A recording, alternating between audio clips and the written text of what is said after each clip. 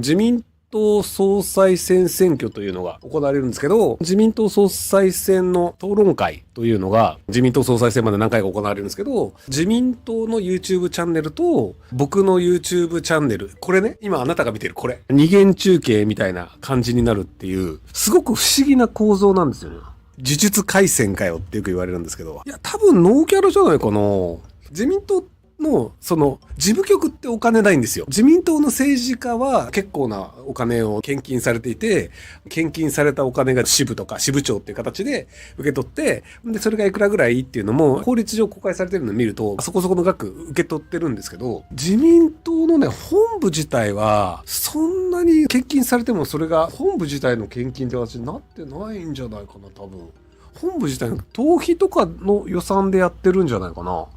知らんけど。多分ギャラなしだと思いますよ。僕ギャラなしの仕事多いですよ。大人になるとね、ギャラなしの仕事多いんですよ。頼まれてウィッスってやったらそのまんまみたいな。いやーでもなんか小泉公文って完全体のボケなんですよね。ループしてる公文を小泉公文というネタで結構ネット上で流行ってるんですけど、これって一人ボケなんで、同じこと言うとるやんとか、ループしてる状態なので突っ込みようがないんですよね。ある種言われたとしても、おうみたいにみんななっちゃう。ギャラがあった方が裏金にしやすいんじゃないですかね。お金の流れというのがあると、その流れをコントロールすることで裏金というのが作れるんですけど、お金の流れ自体がないと裏金の作りようがないんですよね。何もないところからお金って湧いてこないじゃないですか。誰かが払ったお金をこう経由しますとか、私とこはって言ってここで一部取るとか、P アネするとかっていう形で、お金の流れがあれば、その中でちょっとずつ取るとか、別の人に渡すとかなんですけど、そもそもお金の流れがないと、裏金の作りようもないっていう。面白いから好きですけどね、僕は小泉公文は。はい。日本の総裁が決まったら、どのように舵を取ってほしいと思いますか？実質賃金は上げてほしいよね。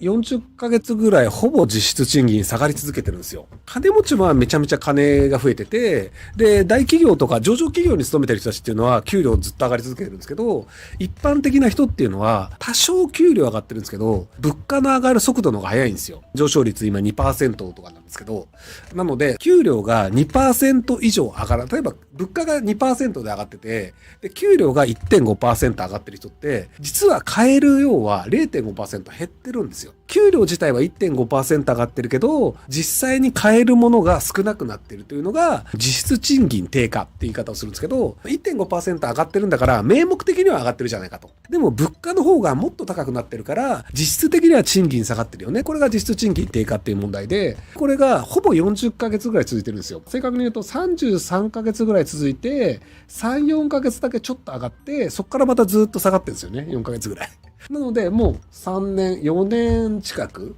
ずっと普通の人の買えるものがどんどん少なくなってるんですよ。手元に残る額自体は額面上は多くなってるんだけど、物の値段は上がってるので、実際に買えるものの量は少なくなってる。で、これをなんとかした方がいいんじゃないかなというふうに僕は思ってます。はい。ひろゆきが総理大臣になったら日本はどんな国になりますか？いや、これね、すごく難しくて、実質賃金の話をしたんですけど、日本経済がなぜ悪いのかというと、世界の経済が悪いからなんですよ。なので、世界の経済が悪い中、日本経済だけ良くするってかなり難しいんですよね。一時的にはドーピングをすることで可能なんですよ。例えばじゃあ、すごく忙しい人が睡眠時間を削って仕事をして、仕事の成果を上げるけど、その分睡眠時間を削ったということで体を壊したりするんですよ。っていう感じで、一時的にお金めちゃくちゃばらまくとかってやると、お金は増えるんだけど、ただそれは日本自体がお金を稼ぐ能力が上がったわけではないので、結果として苦しくなっちゃうんですよ。長期的には日本が外国の人に買ってもらえる商品をいかに増やすかというのをやらなきゃいけないんですよ。国内の需要が大きいから日本は内需だけでやれるんだって言ってる人いるんですけど、これ間違いです。日本は基本的には石油を買って肥料を買ってっていう形でエネルギーだったり食べ物だったり食べ物を作るための肥料だったりを輸入しないと成立しないので、人口が1億人いるので日本の中で動くぐるぐる回る内需自体大きいんですけど、基本的には外国に物を買ってもらって外国から石油だったり磷鉱石だったりっていうのを輸入しないと先進国として成立しない国なんですよ。一時的なドーピングでお金バーンって配るってやったとしても日本が稼ぐ能力自体が増えてるわけではないので、また貧しくなっちゃいますよっていうのがあるので、なかなか難しいと思うんですけど、僕はベーシックインカムにするんじゃないかなと思います。最近証券会社の方が積極税制は問題なく賛成、みんな騒ぎすぎみたいな動画を組むんですが、それはお前らは賛成たるのって主力さんなんですか？そりゃそうだよね。さっきのドーピングと話と一緒で、積極財政をすることでお金を配ると株価が上がります。株価が上がるというのを見越して株を買う人も増えるし、株価が上がって得して売っ払う人もいるし、なので売ったり買ったりという売買が増えるんですよ。で、売買が増えると、売るでも買うでも必ず手数料が入るので、証券会社は儲かります。ただ、積極財政をした後に、日本円配りすぎたせいで、日本円多いよね。じゃあ、俺たち日本円もうそんなに欲しくないよねっていう形で、円の価値が下がり、円安になり、結果として海外のものを買おうとする時の価格が上がってしまうので、今、日本は実質賃金が下がり続けています。これは石油代だったり、エネルギーだったりとか、海外から買う食べ物だったりとか、肥料だったりというの値段が円安になることで相対的に高くなっているのも原因の一つです。米国にお金が実力以上に集まりすぎたのですか？遊べます。でも実力とは何ぞやみたいな話で、ビットコインに実力なんかないからね。会社の株というのは、あくまで株を買った場合って、毎年毎年その会社が経営して上がった利益を受け取る権利があるんですよ。なので、株というのは紙切れではなくて、少なくともその会社の経営のための投票をする権利だったり、配当利益が得た時に、その配当を受け取る権利だったりというので、一応実質的な価値があるんですよ。ビットコインとか持ってても何にも起きないです。ビットコインを持つことによって、それを貸し出すことで利率が増えるみたいな、ややこしいストーキング的な仕組みとかはあったりするんですけど、なので、基本的には仮想通貨みたいな実力が全くないものですら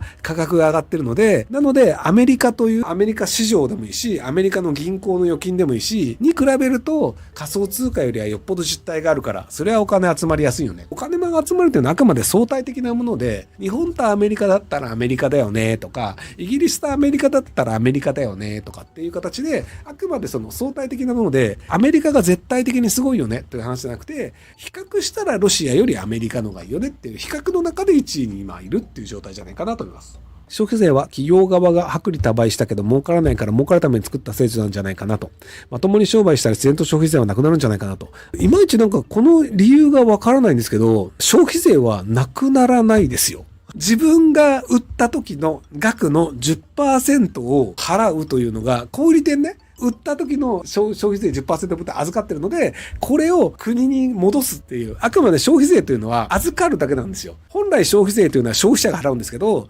110円のジュースを買った時に、110円の10円を国に払うっていうのをいちいちその自動販売機で買う人はできないから、自動販売機が110円受け取って、100円のジュースを渡し、10円分は国に渡すっていう、そういう制度なので、あくまで消費税は預かっているだけなので、まともに商売したとしても消費税はなくならないですね。なくす方法としては、海外に売るっていうのがあります。仕入れて物を売るというのを海外にやった場合、海外の人は消費税を払わないので、なので消費税を払っといてのと言って 10% 預かることもないので、なので消費税はなくなりますけど、ただ、じゃあ僕がジュースをどっかから仕入れて、90円でジュースを仕入れて、日本で110円で売ります。その10円は消費税なので、実態としては売れた代金で僕に入るのは100円。なので90円で仕入れたので、110円で売れたけど10円国に戻すので、100円が手元に入って、仕入れ90円なので、僕は10円の儲けが出ます。要は90円のものを仕入れて、110円で売った場合に、10円消費税で10円が手元に残る。っていうのが日本。で、この90円で仕入れたジュースをアメリカに売ったときは、アメリカは消費税がないので、100円で売ったら100円で済むんですよ。消費税のある地域とか、カリフォルニア州はどうするとかめんどくさいので、消費税のない州で売ったとしますと。そうすると、100円で売ることになるので、1ドル100円だったら1ドルね。なので、90円で仕入れで100円で売ることになるのですが、ここで一つポイントがあって、90円で仕入れるというのは、実は本当はこのジュース会社に払ってるのは81円なんですよ。ジュース会社は81円で僕に売っていて、このジュース会社は9円を消費税で国に払ってるんですよ。なので、90円で仕入れたと思ってるんだけど、実はこのジュース会社の90円の中に消費税が含まれてるんですよ。なので、僕が買うまでの間にずっと消費税は払われ続けて、で、僕も消費者から10円もらって返すっていう仕組みなんですよ。ところがどっこい、海外で売った場合は、最後僕消費税もらえないじゃないですか。なので、払う必要のない消費税をジュース会社に払ったことになるんですよ。消費者が払うべきものが消費税なんですけど、最後に買う消費者が日本人じゃなくてアメリカ人だった場合は、消費税がないので、消費税をそもそも僕が預かる必要もないんですよ。でも預かる必要もないのに、ジュース会社に9円払っちゃってるんですよ。なので、この払った9円を国から回収できるっていう仕組みがあるんですよ。本来であれば日本人に売るから、日本人が10円消費税もらって、それを国に払って終わりなんですけど、これが最終消費者が日本人じゃなかった場合は、仕入れの時に払った消費税を回収するという制度があって、この制度でトヨタはめちゃくちゃ消費税の還付を受けています。日本で材料を買うのに、日本のいろんな会社、じゃあギア作ってるデンソーとか、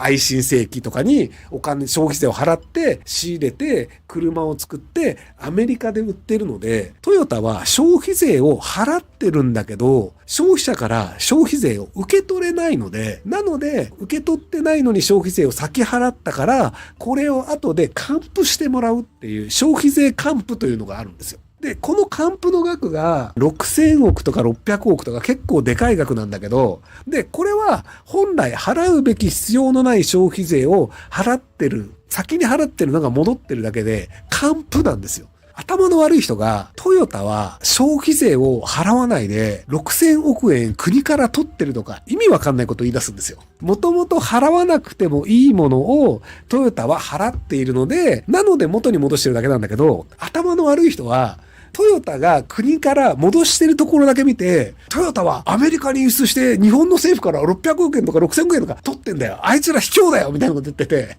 本当仕組みわかんないやつってすげえなっていう。そうです。年末調整と一緒です。先に払いすぎたから、後から戻すという還付なんです。あくまであれはね、還付なんで、6000億円返税ずるいぞトヨタみたいなね。っていうのがあったりするので、あくまであれは還付であるっていうのを皆さん理解していただけるといいんじゃないかなと思います。はい。労働組合や総会みたいに非力知者が集まって取引先をコントロールしたら国会にある程度の影響を及ぼせるね。理論的には及ぼせますね。割合が 0.00001% とかであれば。それはあなたでもそうですよ。あなたでもお友達の投票行動を変えることによって、多分6000万人ぐらいいる有権者のうちの一人の意思は変えられるので、6000万分の1の影響力はある。で、自分自身も投票権があるので、2人の有権者も変えられるとすると、3000万分の1の影響力があるっていう形なので、皆さん、一人一人必ず影響力があるので、自分が有権者じゃなかったとしても、例えば子供でも親の投票先を変えることができれば、それは影響力なんですよ。なので、有権者の人はそもそも1票を持ってるし、で、そうじゃない人は周りの人に影響を与えるっていう形でコントロールできるので、もしコントロールしたい人は皆さん頑張ってみてください。ひろゆきさんの考える優秀な政治家と優秀ではない政治家の違いを教えていただきたいです。社会を良くするためで10年後、20年後とかに評価される政治家じゃないですかね。なので、現時点でこれが正しいよねっていうことと、10年後、20年後に正しかったよねっていうのはやっぱり違うんですよね。長期的に将来評価されるけど、今は評価されないというのをやれる人というのが、優秀な政治家なんじゃないかなと僕は思います。ご視聴ありがとうございます。今回の動画はこちらからの切り抜きになります。ひろゆき LINE スタンプ好評発売中です。概要欄に購入リンクがあるので、そちらから購入できます。よろしくお願いします。